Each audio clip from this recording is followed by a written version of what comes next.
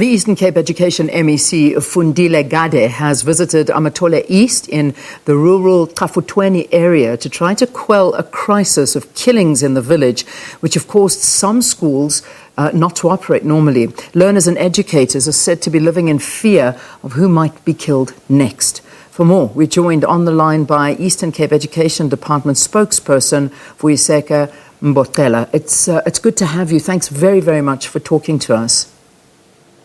Thank you very much, Leanne, and good morning to the viewers of SABC. Please help us understand what is happening in Cafutweni.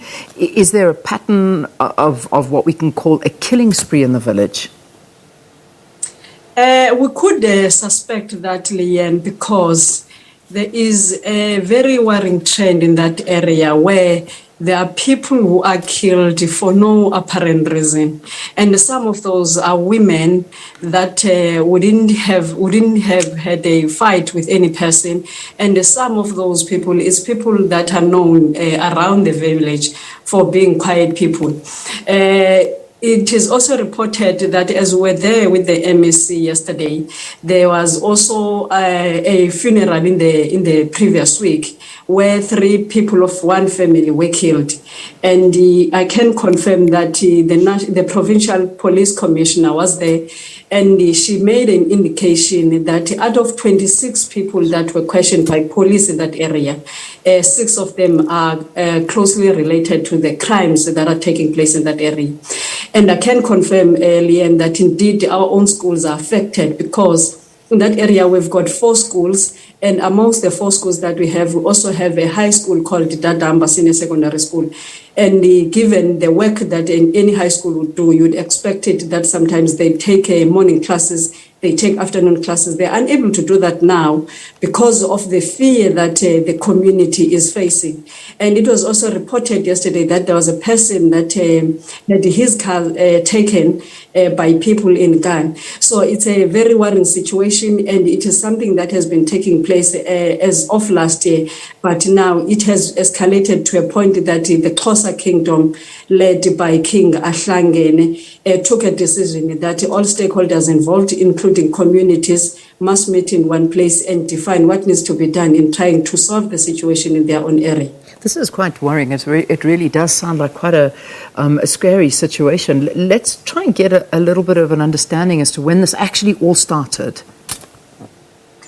Mostly it started last year, Leanne. Myself, I could remember because I reside across that area. It started last year where people will just be shot and find that there is nothing that is traced close to a crime that could have taken place in the area. But now, what is actually happening is that there's also a suspicion that there could be drugs that are taking place in that area. And the other fundamental issue that the MEC has raised that it needs to be decided differently is that there are schools. In fact, there are taverns that are close to the schools, and also there are taverns that are operating unabatedly 24 hours. And that also is suspected to be contributing to the killing that is taking place there. And you'll find that sometimes it's women that are really powerless. They've got nothing to do with the fight that could be taking place around the area. But that is a matter that the provincial police commissioner has confirmed that it has reached a point that she will need to put a specific attention to that area, and also working with that community and the kingdom as we were dealing with that yesterday.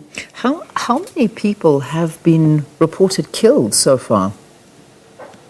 Some of them got shot in their own houses without any trace. Some of them get shot when they're coming from the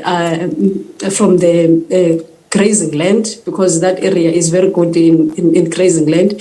And I could also indicate, Leanne, that in that area you've got Mama Gloria Serobe, who is helping that community with grazing and cultivating. And I can tell you that she is thinking twice to either leave the village because of the killings that are taking place. And one of the people that last year were killed in that area is a person that works for that scheme that Mama Gloria Serobe is leading in that area. So it therefore tells you that once there's this killing that is taking place, there's a chance now that the people that were living with the project that Mama Gloria Serobe is leading there could lose jobs, because if she decides to leave because of this fear, it therefore means that their families will go home without food on their own tables. So, I mean, when we talk about a death toll here, just doing a quick search, it seems that to date, from what we're looking at, 22 people have been gunned down. Yes, and some of them, Leanne, it's people that when people just unofficially speak, will say that, no, this is a fight that had taken place in those that are driving taxis around Cape Town, and then they are trying to run away from the issues that they've had in Cape Town. They are coming to their own villages.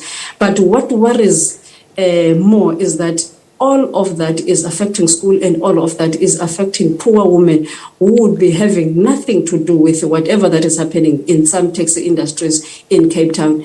And in most instances, you'll find that some of the people that are killed is people that would have never driven a taxi, and it's sometimes people that would have never been involved in any form of a fighting around that area. So that is what is taking place, and it's something that is really worrying. That is why the kingdom decided to call that Imbizo, and also involved the provincial government and also the police. Anyone been arrested? Are there any suspects at this stage? Yes, I know obviously your focus is more on the schooling and the learning that's been affected, which I realize is a big problem from the fear that you've explained to us. But, solving this is the only answer. So where are we at? Arrests, suspects, the investigations into it, where are we? Yes, in terms of the update in the report that was given by Provincial Commissioner, she made an indication that out of 26 people that were questioned by police, 6 of them are closely related to what is happening according to the preliminary investigation that they've done, and they are doing more investigation on the matter, and very soon they were going to give a report to the Premier and also the MEC for safety in the province to then update the public, because it is something now that has caught the provincial attention. And she made an indication that there is also a police redirection that will be given to that area, so that there is an enforcement of the people that are already attached with that area. So it can be something of 2 weeks from now, that which the provincial MEC for safety will brief the public about what is happening in Cafutweni, and will also give an indication on whether there are people that can concretely be attached to what is happening there in terms of them being associated with the criminal activities. All right. I unfortunately have to leave it there, but I think that this is really just opening this story, which is something quite extraordinary and very worrying. I mean, we know that rural Eastern Cape is one where the reports for killings of elderly people, allegedly by unruly, unemployed, drug-addicted young people is something, and the stories that are coming out a lot. But this particular area, and this is really now starting to worry us. So we will definitely follow up on this, find out more about it. But talking to us from the Eastern Cape Education Department was their spokesperson, who just giving us a bit of an update as to where we're at with this. That was Vuyiseka Mboxela talking to us about these killings that are happening in Cafutweni, which is in the Eastern Cape village, which is now being dubbed a village of death after around about 22 people have been killed there for numerous reasons. We have to take